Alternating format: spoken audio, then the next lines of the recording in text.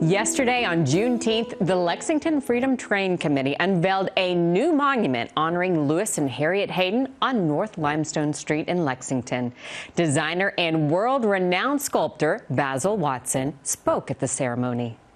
I will keep it simple. I'm a man more of images than words. But an old African proverb states that if you want to go fast, go alone. If you want to go far, go together. And the theme of this sculpture is about the work with Harriet and Lewis moving together, not just by themselves, but with the community that they carried with them and the community to which they went and the community that they fought for all their lives. And I hope that this sculpture will motivate people to recognize that they need to go together.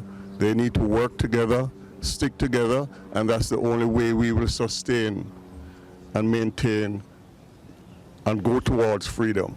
While our federal government tries to erase a lot of our history, today in Kentucky, we're celebrating it.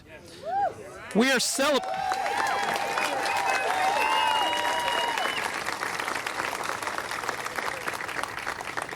celebrating it and committing to preserving important people like Lewis and Harriet. We're committed to celebrating these leaders and educating ourselves about the aspects of our history that have been for too long overlooked. I want to say that with history, as you all know, it's, I'd say, under assault. You know, people want to cover up what happened, but it is part of who we are is who we were. And part of who we are now is who we will become. And history is always important to know where we came from so we can know where we're going. And the name of our artwork is Toward Freedom. I want you to think about those two words because it's not a static phrase. It speaks of movement, of progress, of work still to be done. Saying that, though, they would be proud, but they would remind us that the work of freedom is never finished. Toward Freedom is not just the name of the statue, it's a direction, a calling. When future generations stand here, when they look upon this statue, may they not only remember, but may they be moved to act, to lead, to carry us further toward freedom. Thank you. If you know anything about the Hayden story, it's very prolific. And you had to be able to tell that story within one sculpture piece. So that's not easy.